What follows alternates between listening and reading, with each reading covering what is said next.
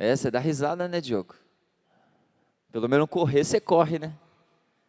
Não faz mais nada além de correr, mas corre também, né? Ó, uma pergunta.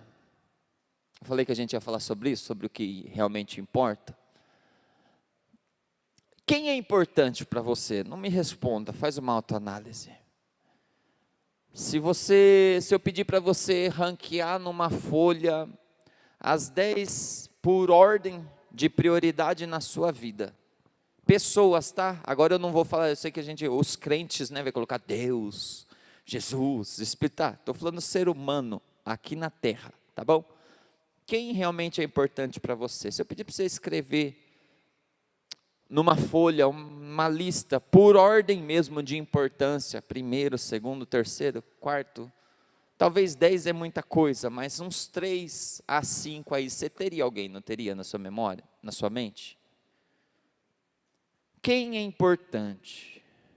E isso varia de pessoa para pessoa. Tem pessoa que vai falar minha esposa, tem pessoa que vai falar minha mãe, vai de pessoa para pessoa. Ou meus filhos. Outros vai falar o Bolsonaro. Outros vai falar o Lula. Não vou falar de política não, fica tranquilo. Né? Pessoa importante no mundo aqui, em questão de poder, é presidente americano, esses caras aí, alguns países têm os seus reis. Nós temos humanamente falando, para nós, os importantes, a família e tal. Se perguntar para você, você tem, né? Interessante que um homem chegou em Jesus e foi querer questionar Jesus. E Jesus começa a fazer umas perguntas para o cara. Pergunta retórica. Jesus ele começa a fazer perguntas. O homem chega em Jesus para perguntar. E Jesus vai responder o homem com outra pergunta. Essa é a melhor forma de abrir a mente das pessoas. A maior parte dos aconselhamentos que eu faço, eu tento não dar opinião, eu tento ficar fazendo pergunta. Isso é estudo, isso é ensinado. Que através das perguntas você vai fazendo a pessoa pensar e ela mesma construir a resposta que ela precisa. E você não precisa nem dar opinião, depois não falar o pastor que aconselhou. Não, foi você que falou, eu só estava sentado vendo você pensar. A maior parte das vezes, quando eu consigo, essa é a ideia. Um homem chegou em Jesus, Lucas capítulo 10, verso de número 25 em diante.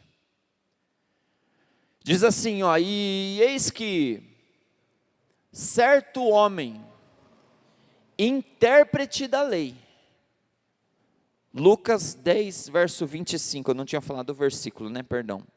Eis que certo homem, intérprete da lei, ele se levantou com o objetivo de pôr Jesus à prova. Olha o objetivo de chegar a Jesus. Ele se levantou com o objetivo de pôr a Jesus à prova e lhe perguntou, mestre, que farei para herdar a vida eterna? Então Jesus lhe perguntou, está vendo? Jesus foi responder ele e falou assim, Jesus responde com uma outra pergunta. E é interessante que Jesus te conhece. Estou pregando, tá? Jesus te conhece. Como assim, pastor? Jesus sabia que ele era o intérprete da lei. Por quê? Porque olha a pergunta que Jesus faz para o cara. Verso 26, então Jesus lhe perguntou, o que está escrito na lei? E aí Jesus faz uma outra pergunta, ou finaliza essa pergunta, como você entende o que Jesus está falando? O cara, verso 25, eis que o certo homem, intérprete da lei, a profissão dele é interpretar as leis. É perigoso eu falar isso, que eu sei que o Masbra que falou esses tempos aqui atrás, e eu não estava naquele dia, o medo de falar aqui, e os irmãos lá aqui, porque o estudo da Masbra é descontraído, leve, mas profundo. Os irmãos que vêm aqui sabem disso. E o medo de falar aqui, sabendo que os irmãos estavam lá no dia. Mas o intérprete da lei, ele vai questionar Jesus, e Jesus responde ele com uma pergunta, falou, o que está escrito na lei, e como você interpreta? Por quê? Porque uma coisa é o que está escrito, outra coisa é a interpretação. Todas as heresias, pelo menos todas, eu não sei porque eu não conheço todas, mas a maior parte delas sai da Bíblia. Quando você for falar com um herege, ou você ouvir um herege, por que arrasta multidões? Porque ele pega versículo da Bíblia, texto da Bíblia, talvez história da Bíblia, e aí a gente ouve ele e fala, pô, mas está na Bíblia, então ele está certo. A grande questão é o interpretar, qual é a interpretação que ele faz daquele texto, e aí arrasta muita gente. Jesus pega esse intérprete da lei e fala o que está escrito, e como você interpreta, já que você é um intérprete da lei, como você interpreta o que está escrito? A lei, deixa eu te falar, a lei mosaica tem 613 mandamentos, não é só 10, são 613, está tudo na Bíblia, lá no comecinho, tá? Nos primeiros livros lá. Levítico, é Levítico, Léo? É Levítico, você aprendeu na teologia essa semana, cara. Essa semana foi prova disso ainda, por cima, do Pentateuco. Ora por nós, irmão, toda terça-feira está um sofrimento lá nas provas, né, Léo? Misericórdia. E aí o pessoal cria expectativa, é o pastor tem que saber, e o pastor vai embora triste, verdade? Aí, 613 leis. Jesus pergunta para o homem, o que está escrito? O homem chegou em Jesus, o que eu vou fazer para herdar a vida eterna? Jesus pergunta, o que está escrito? Se ele fosse recitar 600, e possivelmente ele sabia, todas. E aí uma crença minha, mas quando você vê como esses homens estudavam e conheciam, são homens que possivelmente, se você chegasse assim, qual é a lei número 414? Ele ia te falar, sabe assim, de saber nesse nível.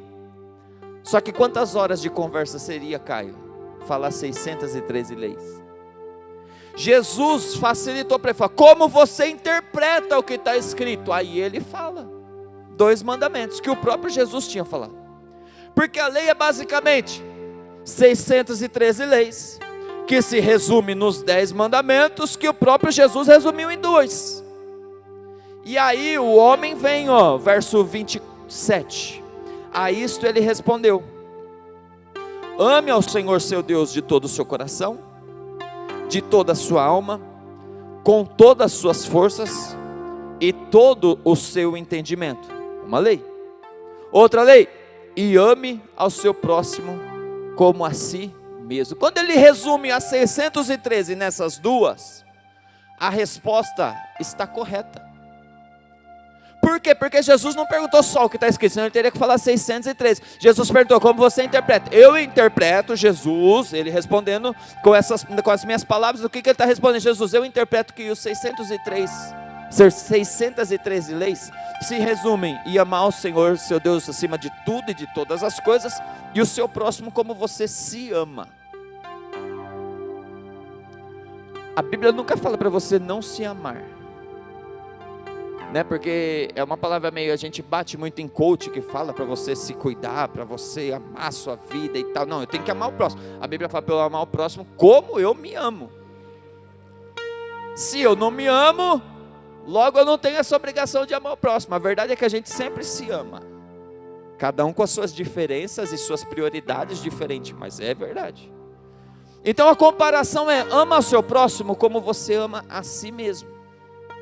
Verso 28, Jesus lhe disse, você respondeu certinho, cara, nota 10 na prova, passou na prova, nota 10, era essa a resposta que Jesus queria. Tanto que Jesus falou, faz isso aí, e você vai viver. Viver como? Eternamente. Por quê? Porque a pergunta dele foi, final do verso 25, mestre, que farei para herdar a vida eterna? Ama seu Deus acima de tudo, seu próximo como a si mesmo. Jesus, nota 10 para você, obedece só esses 2 mandamentos, e você vai viver a vida eterna. A verdade é, quem é capaz de cumprir toda a lei? Quem é capaz de cumprir toda a lei? Ninguém, mesmo se resumindo só nesses 2 mandamentos. Sempre vai ter uma fase na vida que eu vou olhar mais para mim do que para o próximo. Por isso o tema, quem é importante para você? Sempre vai ter uma fase na vida que eu vou olhar mais para o interesse meu do que o interesse do meu irmão. em que eu vou obedecer a Deus, desde que a vontade de Deus se coincida com a minha. Senão, eu já faço tantas coisas que deve ser a vontade de Deus, que custa eu fazer uma aqui? E aí vai seguir na vida desse jeito. Aí o homem para refletir, Jesus fala, ó, só cumpre esses 2 mandamentos, e você vai viver eternamente. O homem para.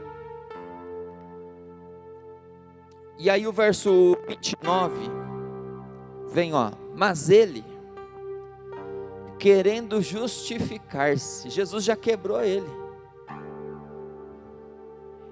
Ele está conversando com Jesus, olha a sabedoria de Jesus, irmãos. O homem chega no verso 25, um certo homem, intérprete da lei, se levantou com o objetivo de pôr Jesus à prova. De repente Jesus faz uma pergunta para ele, agora chega no verso 29, quem está tendo que se justificar é ele. Independente do que nos levou a Jesus, o que importa é que nos levou a Jesus. Ele chegou com o objetivo de pôr Jesus na parede, de quebrar as pernas de Jesus no sentido figurado, que nós falamos de colocar Jesus numa enrascada. Aí Jesus simplesmente faz uma pergunta, agora ele está precisando, pastor Marcelo, se justificar. Jesus falou, se você fizer só essas 2 coisinhas aí, você vai ter vida eterna. Ele para, reflete e fala, mas espera aí. Verso 29. Mas ele, querendo justificar-se, perguntou a Jesus, quem é o meu próximo? Aí é que está a questão. Por quê? Porque Jesus, se eu preciso amar o meu próximo como eu amo a mim mesmo, é fácil se esse próximo for a minha esposa. É fácil se esse próximo for os meus 2 filhos. É fácil se esse meu próximo for a minha mãe, meu pai, minha irmã. Está tranquilo, e se for isso, eu estou garantido no céu. A pergunta dele é nesse sentido, Jesus, mas então, quem é o meu próximo? Que eu devo amar como a mim mesmo? Quem é?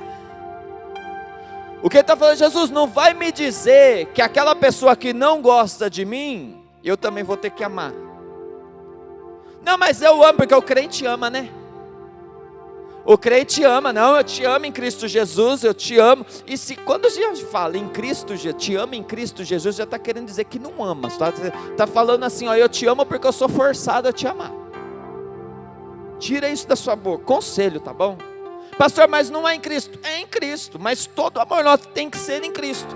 A parte do falar, eu te amo em Cristo Jesus, parece que eu já estou querendo justificar que, ó, por mim eu não te amaria, mas já que eu tenho que amar, é em Cristo.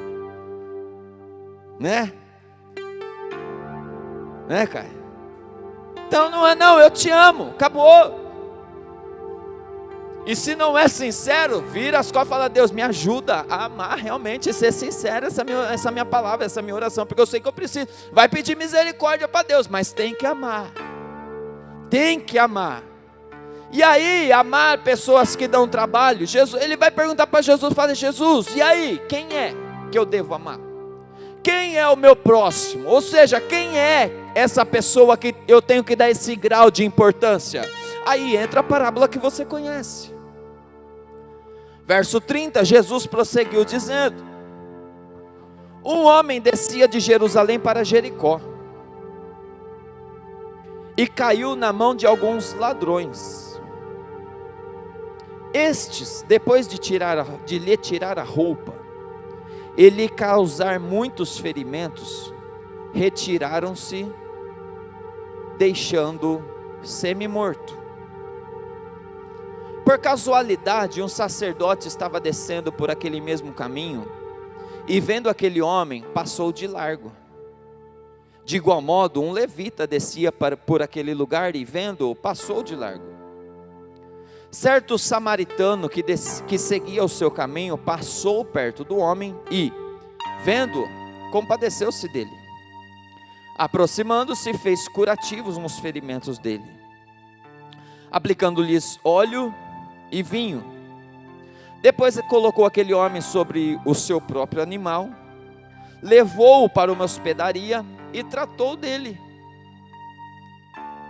Espera lá, alguns personagens entram na parábola de Jesus. Aí existe a discussão teológica se é verdade ou não, mas aqui entende-se ser uma parábola, então vou seguir como uma parábola. Jesus, quando o homem, lembra que o homem questiona Jesus faz uma pergunta para o homem pensa e fala, quem que é meu próximo? Jesus vai responder contando uma história, e fala o seguinte, tinha um homem, que ele estava descendo de uma cidade para outra. Que cidade? De Jerusalém, descendo para Jericó, um caminho que tinha lá. Vamos dizer assim, está vindo de Agudos para Bauru, a pé. No meio do caminho, surge uma pessoa nessa história, quem é? Ladrões. Vamos trazer para nós, se você chegar no ladrão que roubou o homem, porque que o ladrão fez? Roubou, bateu, deixou ele ferido e semi-morto. Semi-morto entende-se que o homem estava desmaiado. Para você saber que ele estava vivo, você precisava chegar, pôr a mão no pulso, pôr a mão no coração, dar um jeito, ver se ele estava respirando, mas olhar ele, a aparência de morto. Semi-morto, então ele não estava morto, mas a aparência de morto. Ele está vendo e a primeira pessoa que ele encontra é uns ladrões. Se nós formos chegar nos ladrões e perguntar para os ladrões, quem é importante para você? O que o ladrão vai responder? O que você imagina que o ladrão vai responder? Parou para pensar nisso já? Já olhou essa parábola desse jeito? Vamos fazer a pergunta, quem é importante para você, para os personagens dessa história? Então chega nos ladrões, ladrão, quem é importante para... Peraí, o cara teve coragem de roubar, bater e deixar o cara praticamente morto. Talvez até o ladrão acreditou que ele estava morto. Você acha que aquele cara é importante para o ladrão? O discurso talvez de muitos ladrões aí, é que a vida é difícil, eu tenho que levar sustento para minha casa, isso cola, vamos ser sinceros, a ponto de deixar o homem assim, perguntando para o ladrão, quem é importante? Que o ladrão talvez responderia, talvez não, mas a prática dele mostra que a resposta dele seria, eu mesmo sou importante, porque eu sou capaz de prejudicar o outro, para roubar o que ele tem, para que eu passe a ter. Logo eu não estou me importando com o próximo. Se eu precisar trapacear, eu vou trapacear. Se eu precisar roubar, eu vou roubar. Se eu precisar ferir, eu vou ferir. Se eu precisar matar, eu vou matar, desde que a minha vontade seja realizada. Se pergunta para o ladrão, quem é importante? O ladrão vai responder, eu sou importante. Desde que a minha vontade esteja sendo feita, está tudo certo, eu não quero guerra com ninguém. A partir do momento que a minha vontade não está sendo feita, se eu precisar roubar, eu roubo, se eu precisar matar, eu mato, se eu precisar prejudicar, eu prejudico. Mas a minha vontade tem que ser feita. Pergunta para o ladrão, e aí a gente vai olhar para nós, né? Porque a gente precisa aplicar. A palavra é, você lê o texto, explica e aplica. Pastor, eu não sou ladrão. Eu encontro alguma coisa, eu procuro o dono e devolvo. Pastor, eu não tenho coragem de colocar a mão naquilo que não é meu. Tá, mas o princípio que está na mente do ladrão muitas vezes é o nosso. Como assim? Eu faço desde que a minha vontade esteja sendo feita. Eu sirvo a Deus desde que Deus me abra uma porta de emprego. Eu trabalho na obra do Senhor desde que a cura que eu preciso aconteça. Logo nós, de uma forma diferente, estamos fazendo, ativo, trabalhando, aparentemente tudo perfeito, mas não sou ladrão, mas o princípio que está na mente do ladrão é o mesmo. Desde que a minha vontade seja feita, conte comigo. A partir do momento que a minha vontade deixa de ser feita, não conte mais comigo. Logo a importância muda, e aí nós paramos para fazer uma autoanálise, e muitos de nós talvez nos encontramos em alguma etapa da nossa vida com o pensamento do ladrão. Sabe o pensamento da criança imatura? Por quê? Porque o pensamento do ladrão, não se escandalize, mas é o pensamento do bebê, da criança. É a minha vontade. E se não fizer minha vontade, eu não deixo ninguém dormir. Se não fizer minha vontade, eu vou fazer birra, vou gritar, vou chorar, vou fazer os pais passar vergonha, porque é a minha vontade. Mas enquanto é criança, é uma coisa. O problema é crescer e continuar com a maturidade de uma criança. Essa é a grande questão. Aí tem o homem lá, chega diante dele. Quem é importante? Eu. Esse é um grande perigo do evangelho. De estarmos trabalhando, fazendo, correndo, ofertando, dizimando. Por quê? Aí nas nossas orações, Deus, por que eu estou passando isso? Se eu faço tanta coisa. Parece que às vezes dá vontade de ser Deus para responder, né? Uma coisa tem a ver com outra. Ou você faz por gratidão e por adoração, ou você faz por interesse. Só que se faz por interesse, você não pode ficar bravo de estar sendo comparado ao ladrão da parábola. Eu só sei pregar assim. Eu preguei lá no retiro, no devocional, para mim foi mó leve. Depois a pessoa, nossa, que paulada, pastor. Para mim foi, eu imaginei que tinha sido leve, pastor. Mas é a verdade. Aí vamos continuar a história, vai. Jesus fala para ele, esse é o primeiro homem. Chega o segundo, verso 31, por casualidade, um sacerdote estava descendo por aquele mesmo caminho, e vendo aquele homem, passou de largo. Sacerdote, vamos simplificar para lá, o pastor, o líder religioso, o cara que entende das leis, pelo menos é para entender, né? Ele está passando e viu, só que a lei diz, talvez você não sabe, a lei diz que o sacerdote não podia ter contato com um morto. A brecha é para a família de primeiro grau. Um exemplo, a mãe, o pai do sacerdote morreu, ele pode ter contato. É outra família, ele não pode ter contato. É lei, está na Bíblia. Da época da lei, tá bom? Então o sacerdote, ele não está pela lei errado. E aí causa, eu sei que foi o debate do dia. Por quê? Porque agora o sacerdote está cumprindo a lei, mas está vendo uma pessoa na rua semi-morta. Ao olhar, se ele soubesse que o homem estava vivo, era uma coisa. Mas a aparência de morto, ele não podia chegar perto, pela lei. E sabe o que é interessante? Ele passa reto. Jesus está contando essa parábola. Jesus está fazendo uma simulação para o homem entender. Se pergunta para o ladrão, quem é importante? Eu. Se pergunta para o sacerdote, quem é importante? A lei. O sacerdote já está no outro nível. Não é ele, mas é a lei. Ele está importando mais com o cargo. Ele está se importando mais com as regras que foram estabelecidas e esquecendo do amor. Vai que eu salvo alguém e acabo perdendo o meu posto. Pensou? Chegar nesse nível? Vai que através da minha vida, a pessoa que está para morrer deixa de morrer e isso me custe meu cargo, meu título. Logo, de uma certa forma, ele está mais preocupado com lei, ele está mais preocupado com coisas, mas esquece que o principal chamado de Deus era para cuidar e guardar. Primeiro mandamento, primeiro chamado de Deus que nós vamos encontrar na Bíblia é quando Deus dá lá para Adão, que é cultiva a terra e guarda. Guarda os animais, guarda a terra, cultivar e guardar. Gênesis capítulo 2, coloca para mim fazendo favor. Gênesis capítulo 2, verso 15. Gênesis capítulo 2, verso 15. O Senhor Deus tomou o homem e colocou no jardim do Éden para cultivar e guardar. Espera aí, acompanha comigo o raciocínio. Ele pega o homem, Deus pega o homem e coloca no jardim do Éden para cultivar e guardar. Quando você vai estudar, você vai ver que isso não é apenas a coisas, objetos, mas é também a pessoas, aos animais e pessoas.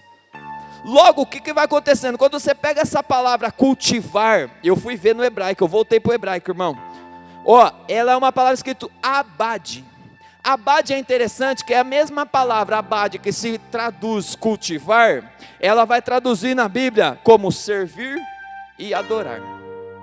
Ou seja, cultivar é o mesmo que servir e adorar. Vai acompanhando comigo aí. Então Deus chamou o homem, eu fui chamado primeiramente por Deus para cultivar, para servir e para adorar, ser um adorador. Mas a palavra lá também tem o guardar. Então Deus chamou nós também para guardar. E o guardar, eu coloquei no original chamar, que fala de guardar a criação e principalmente o nosso irmão. Por isso que quando Deus chega em Caim e fala: cadê Abel? Caim responde para Deus, fala: sou eu guardião do meu irmão.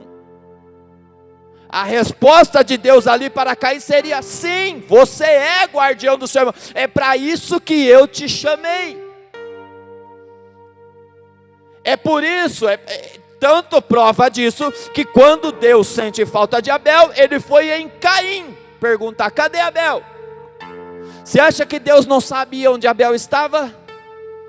Você acha que Deus não tinha visto o assassinato que tinha acontecido, nem onde ele tinha sido enterrado?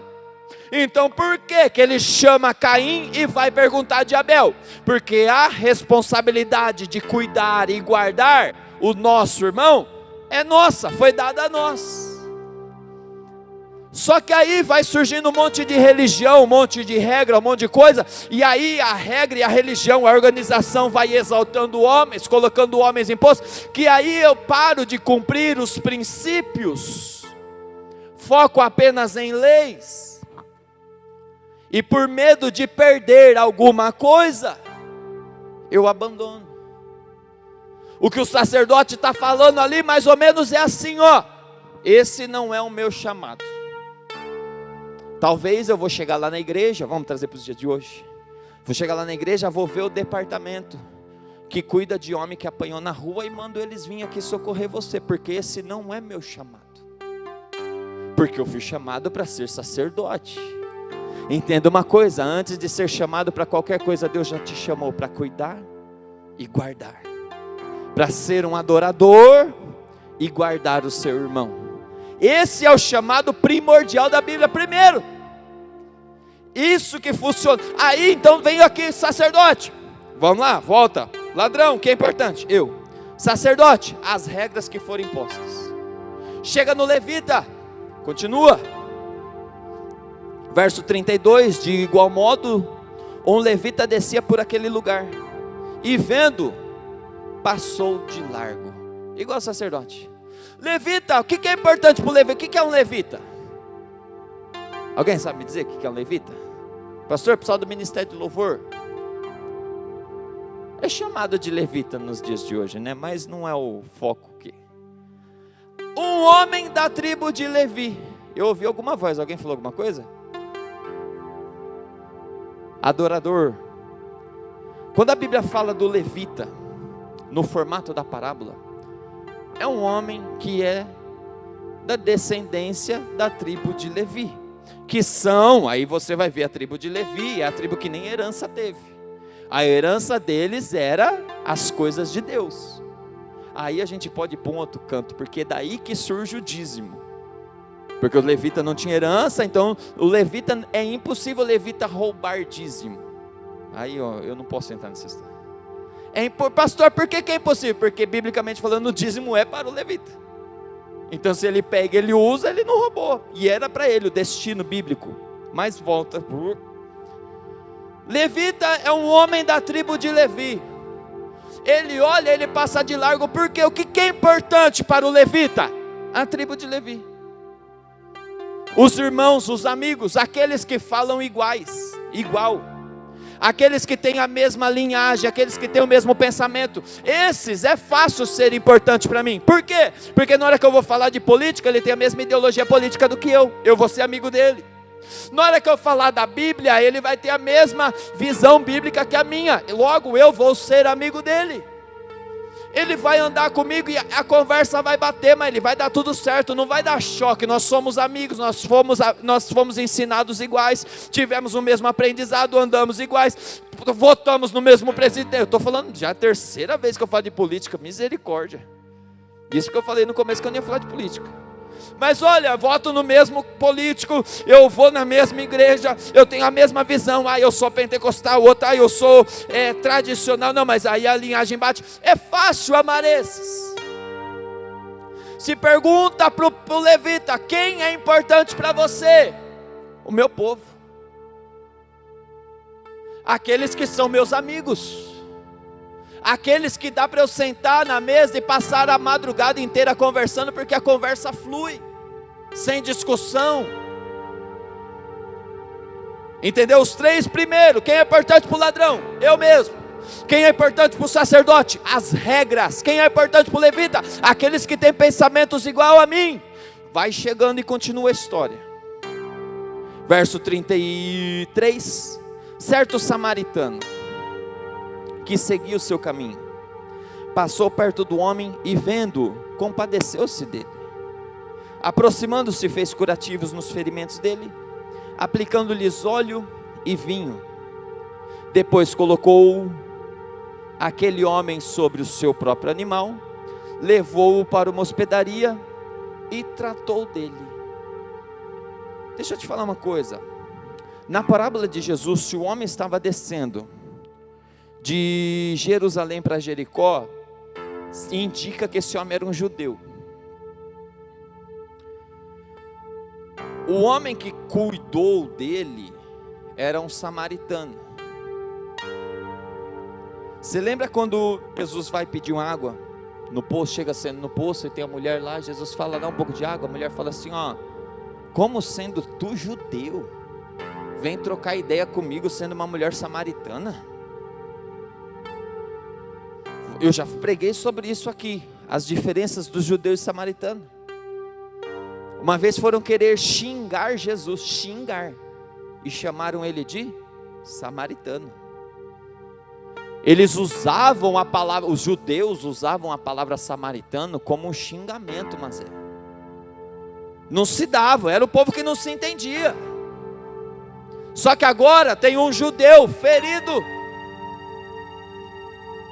e as três pessoas que passaram pelo ferido até agora é um que só se preocupa com ele, outro que só se preocupa com regras, e outro que só se preocupa com o seu povo. De repente surge um que na regra, no natural, seria inimigo daquele homem. Seria alguém que talvez, se o homem estivesse em sã consciência, ele ia falar: deixa eu morrer, mas não vem você me ajudar. Na ignorância do ser humano. Talvez é que ele estava quase morto, ele não estava consciente de nada, mas se tivesse um pouquinho de consciência, Cris, talvez ele olharia e falaria: tu és samaritano? Me deixa morrer, mas eu não aceito ajuda sua. Mas chega um samaritano, sabe aquele improvável que ninguém espera, não fala a mesma língua que eu não estou falando de idioma, eu estou falando de afinidade, sabe, as conversas não batem, a ideologia dele é outra, os pensamentos dele é outro, a tribo dele, a turma dele é outra, não bate comigo, mas de repente está eu necessitando de uma ajuda dele, e dependendo de uma boa ação dele. Por quê? Porque os que eu achei que ajudariam, não ajudaram. Os que eu achei que eu era interessante para eles, deixaram claro que eu não sou importante para eles.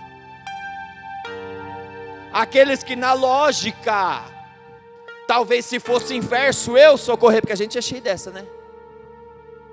Se fosse o inverso, eu socorreria, mas agora que sou eu que estou precisando, não me socorreu. Mas a verdade é, não me socorreu, e está eu dependendo de um inimigo para me ajudar,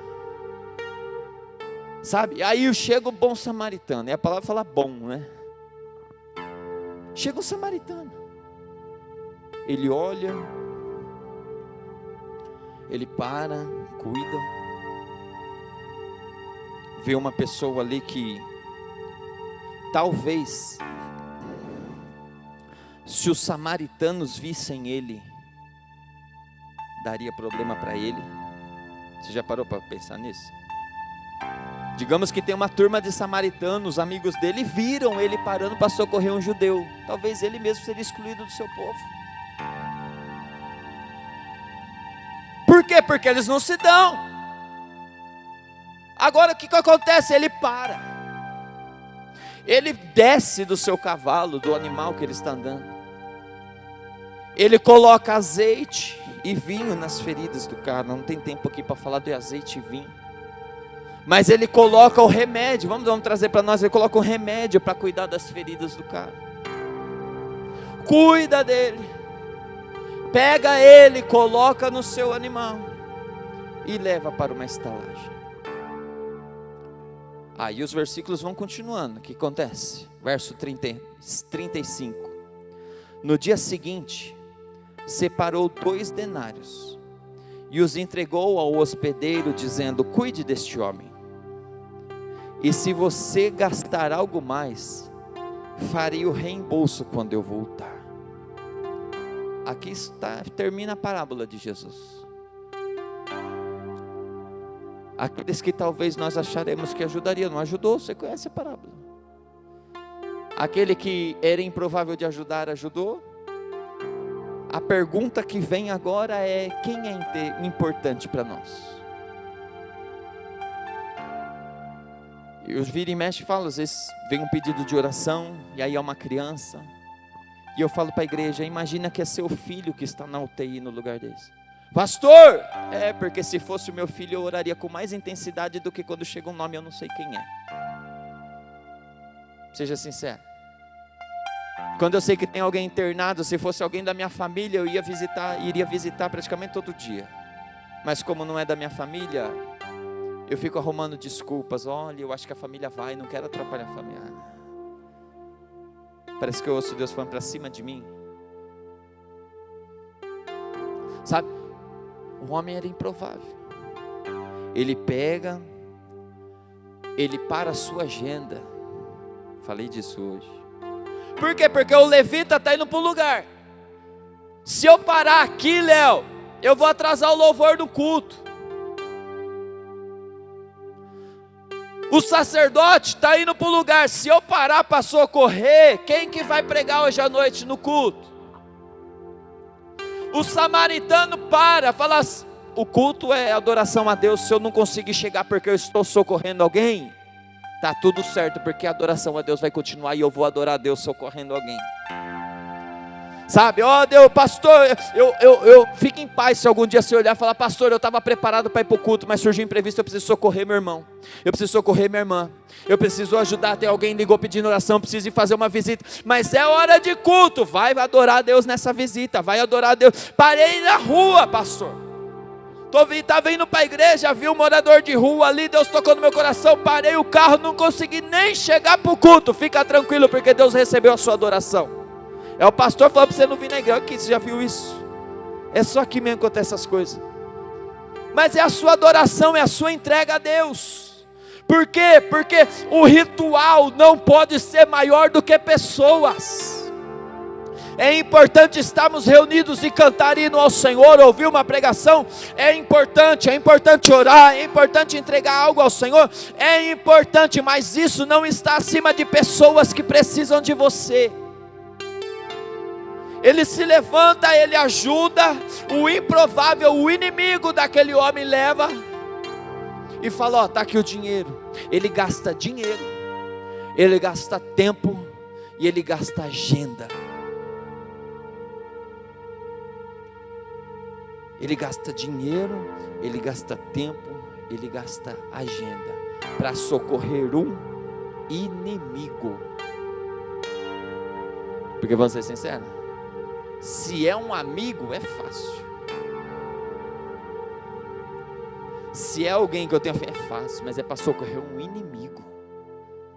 Ele abre mão da sua agenda, ele abre mão e deixa um detalhe: cuida dele, está aqui o dinheiro e eu vou voltar.